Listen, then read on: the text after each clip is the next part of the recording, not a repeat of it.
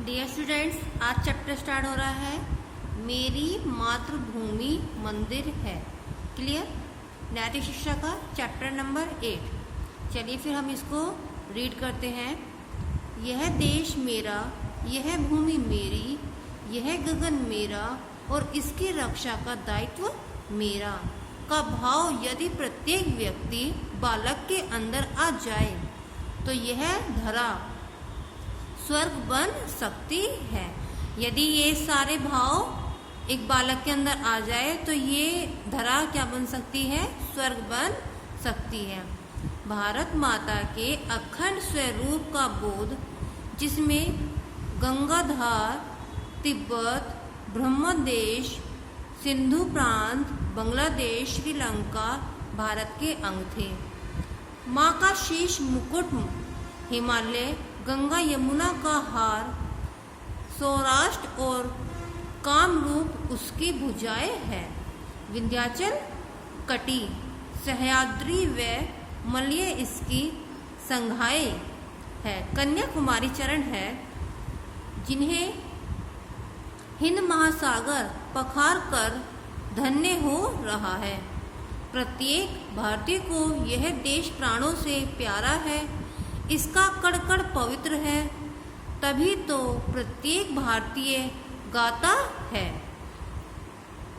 गायन्ति देवा किल गीतकानि, धन्यास्तु ये भारत भूमि भागे। पावन धाम जहाँ की मंजूर महात्म्य धारा, पहले ही पहले जिसने देखा प्रभात प्यारा। इसके सम्मान की रक्षा के लिए न जाने कितने वीर पुरुषों ने अपने जीवन की आहुति चढ़ा दी। उनकी देशभक्ति का भाव इन पंक्तियों में देखिए। जीवन पुष्प चढ़ा चरणों में, मांगे मातृभूमि से यह वर, तेरा वैभव अमर रहे माँ, हम दिन चार रहे न रहे। अपनी मातृभूमि के प्रति कितनी श्रद्धा होती है वहाँ के रहने वालों में क्यों न हो। माँ के जीवन का ही अंश उसकी संतान है, तभी मातृभूमि के पुजारी गाते हैं, सुंदर होंगे देश बहुत से, बहुत बड़ी है यह धरती, पर अपनी माँ तो अपनी है, अमित प्यार जो है करती।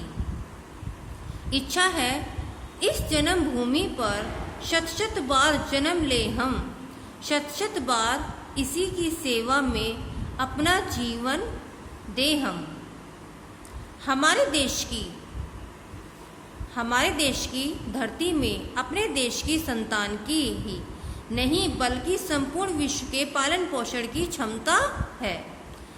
यह पर अनेक महापुरुष पैदा हुए, यहाँ पर अनेक महापुरुष पैदा हुए जिन्होंने अपने कर्मों द्वारा माँ के सिर को गर्व के साथ ऊंचा किया है। स्वार्थ पूर्ति के कारण कुछ समय के लिए मातृभूमि को बुरे दिन भी देखने पड़े हैं। आज पुनः आवश्यकता है इसे जग सिर बनाने की। आओ संकल्प ले कि हम अपने राष्ट्र को अपने सपनों का भारत बनाएंगे।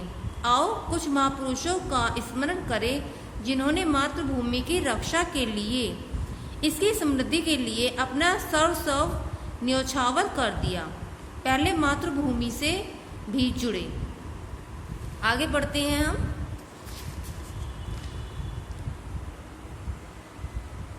हे मातृभूमि भारत, विश्व में जो जो श्रेष्ठ सुंदर अच्छा होने की इच्छा की जा सकती है वह सब भारत में दिखाई पड़ता है।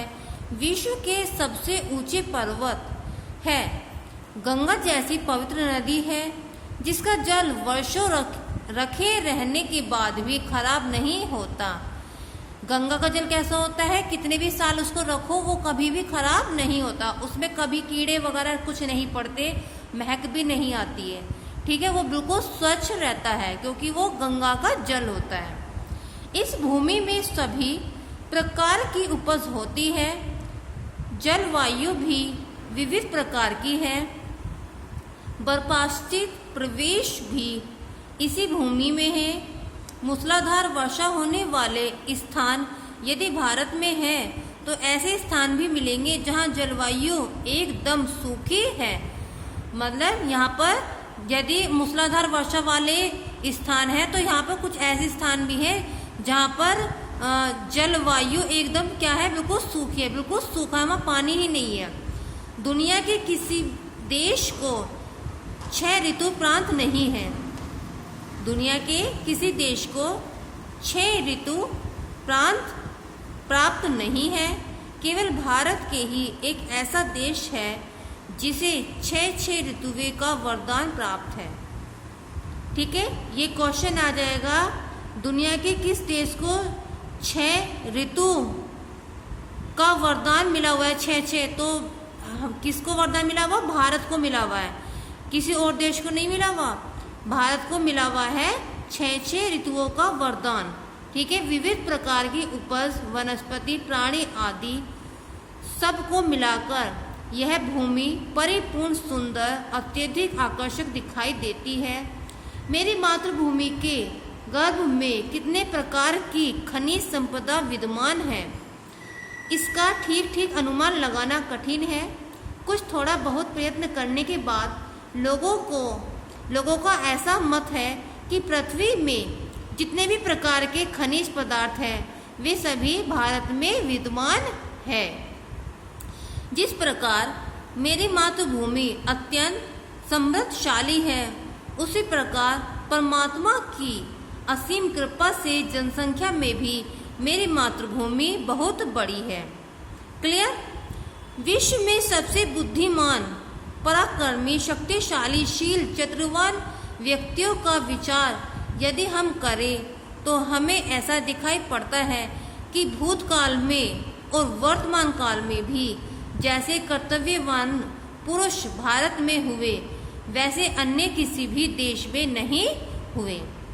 एक उदाहरण है, कुछ वर्ष पहले इतिहास के क्षेत्र में कई विद्वानों ने यह निर्णय करने के लिए कि विश्व में सबसे बड़ा सेनापति कौन हुआ है, इसका प्रयत्न किया। विचार आमंत्रित किए गए। सिकंदर का नाम आया। किसका नाम आया था? सिकंदर का नाम आया था। किसी ने जूलियस सीजर का नाम लिया।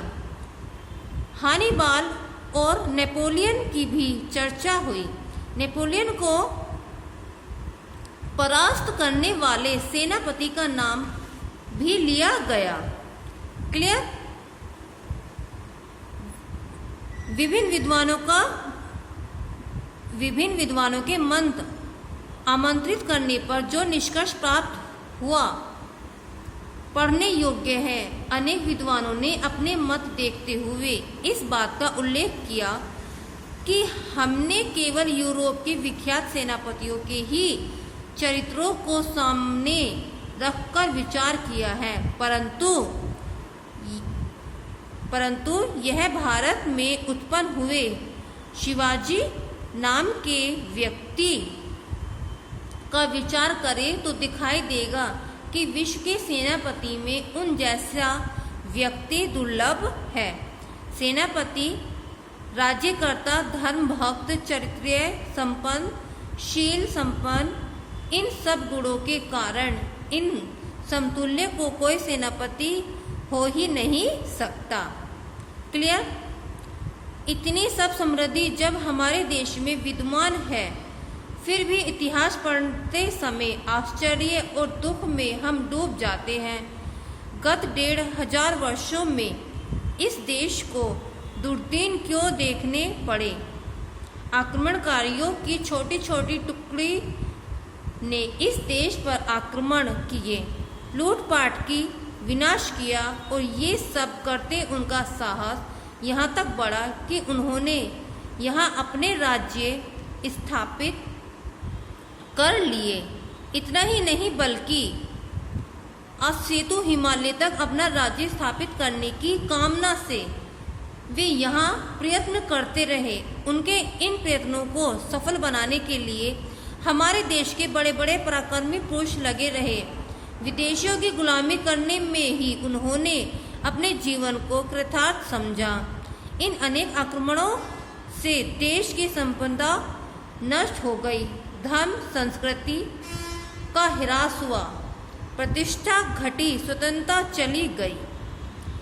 इतिहास के इन सब घटनाओं को देखने पर एक मूल प्रश्न उत्पन्न होता है कि यह सब क्यों हुआ। श्रेष्ठ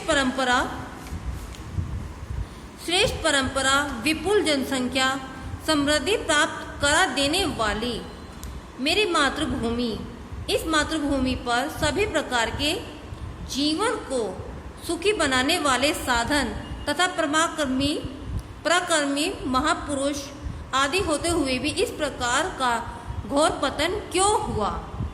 क्लियर? जब तक अपने समाज के सभी लोगों में यह धारणा स्पष्ट थी कि हम सब एक हैं, अपने हित, अपने स्वार्थ इस संसार में एक ही है, तब तक अपना ध्वज संसार में ऊंचा रहा। किंतु जब इसमें कुछ भेद उत्पन्न हो गए, छोटे राज्य खड़े हो गए, अलग अलग स्वार्थ उत्पन्न हो गए, आपसी लड़ाई झगड़ा शुरू हो गया, देशभक्ति कम होती गई और अनेक प्रकार की आपत्तियां हमें सहन करनी पड़ी। भविष्य काल की एक आकांक्षा अपने हृदय को नित्य प्रेरणा देती है कि सारे जगत में मानवता, बंधुता तथा श्रेष्ठता का सुखपूर्ण जीवन स्थापित करेंगे। देश देवता से बड़ा देवता है कौन आज? देश देवता को मन अंदर में धारिए, अन्य देवताओं की तो बाद में उतार लेना, पहले राष्ट्र देवता की आरती उतारिए। हे मातृभूमि, हे भारत की आत्मशक्ति, हे जननी, तूने कभी अत्यंत बुरे दिनों में भी, यहाँ तक कि जब तेरे बच्चों ने तेरी वाणी अनसुनी कर दी, अन्य प्रभु की सेवा की और तुझे अस्वीकार कर दिया, फिर भी उनका साथ नहीं छोड़ा। हे माँ, आज जबकि वे जग पड़े हैं और तेरी स्वतंत्रता की उषा काल में तेरे मुख मंडल पर ज्योति पड़ी रही है, हम तुझे नमस्कार कर रहे हैं।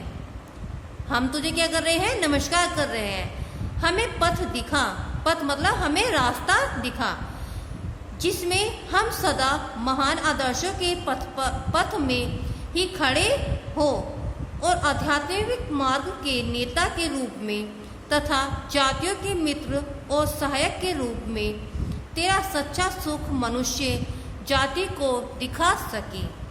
केवल भारत ही एक ऐसा देश है जिसका अतीत कभी मेरा नहीं है। वह सतत से वर्तमान के रथ पर आरूढ़ होकर भविष्य की ओर चलता रहा है। भारत का अतीत जीवित रहा है और भविष्य में भी सबको जीवित कर स्वयं प्रभा से आलोकित रहेगा। यही उसकी अखंडता है जो तीनों कालों वर्तमान, भूत, भविष्य को एक साथ मिला ले। पहले देश की जय हो। नोबेल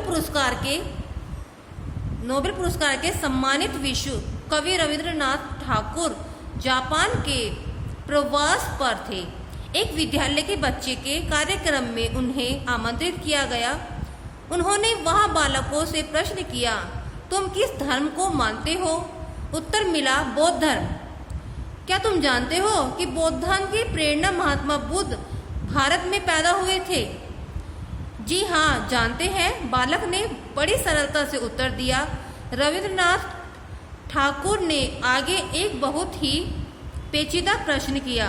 कल्पना करो कि महात्मा बुद्ध सेना लेकर नेतृत्व करते हुए तुम्हारे देश जापान पर आक्रमण कर दे तो तुम क्या करोगे?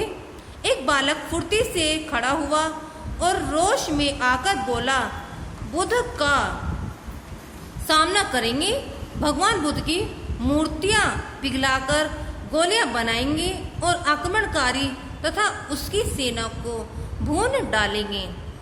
गुरुदेव यह उत्तर सुनकर बालकों में जापान का उज्जवल भविष्य देख रहे थे।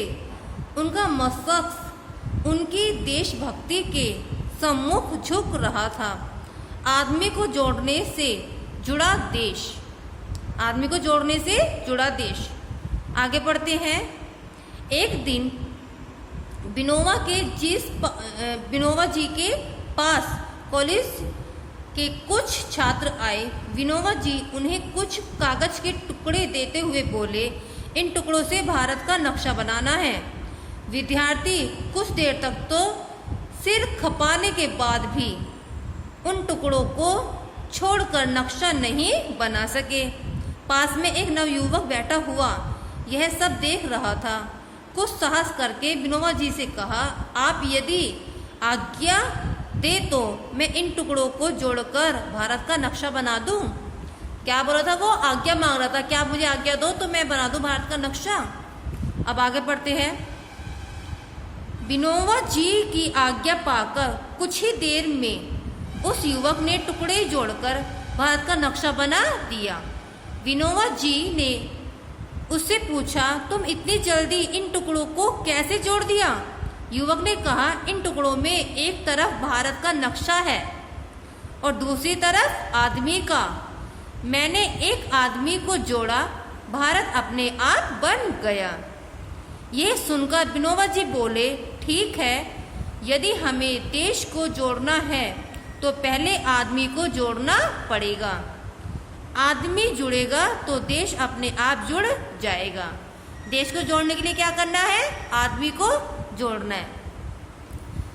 चंद्रयान के बाद वर्तमान समय में हमारे इसरो के वैज्ञानिक द्वारा सबसे कम लागत में मंगलयान भेजा गया और पहली बार में ही सफलता प्राप्त की। पहली बार में क्या कर ली? सफलता प्राप्त कर ली। पहले हमारे देश के पूर्व राष्ट्रपति स्वर्गीय क्या थे? डॉक्टर अब्दुल कलाम, जिन्होंने मिसाइल व परमाणु ऊर्जा के क्षेत्र में अनेक कार्य किए। सूचना क्रांति में राष्ट्र उनके अतुलनीय योगदान को सदा याद रखेगा। तो आइए भारत माता की महानता को प्रदर्शित करने वाला गीत गाते हैं। मेरी मातृभूमि मंदिर है, मेरी मातृभूमि मंदिर है। श्वेत हिमालय संग बना है, शिव का तांडव बल अपना है। भगवा ध्वज यश गौरव वाला लहराता फरफर है मेरी। वीर शिवा राणा से नायक, सूर और तुलसी से गायक। जिनकी वाणी कालजयी है, जिनका यश स्थिर है मेरी। जो हमको ललकार रहा है, अपना काल पुकार रहा है। विश्व जानता है भारत का अप्रोच रुधिर है मेरी। स्वाभिमान की बलिवेदी पर सतिया लाखों हुई न्यौछावर। संतों ऋषियों मुनियों वाली भारत भूमि मिहिर है मेरी। ठीक है बेटा, ये चैप्टर कंप्लीट हो गया है। इस वीडियो के थ्रू आप इस चैप्टर को अच्छे से पढ़ेंगे, समझेंगे और नेक्स्ट वीडियो में मैं आपकी वीडियो में या फिर PDF सेंड कर दूंगी मैं क्वेश्चन आंसर्स के टिक करके। आप अपना वर्क कंप्लीट कर लीजिएगा। वर्क कंप्लीट करने से पहले आप इस चैप्टर को अच्छे से पढ़ेंगे और ग्रुप में रिप्लाई करेंगे। क्लियर?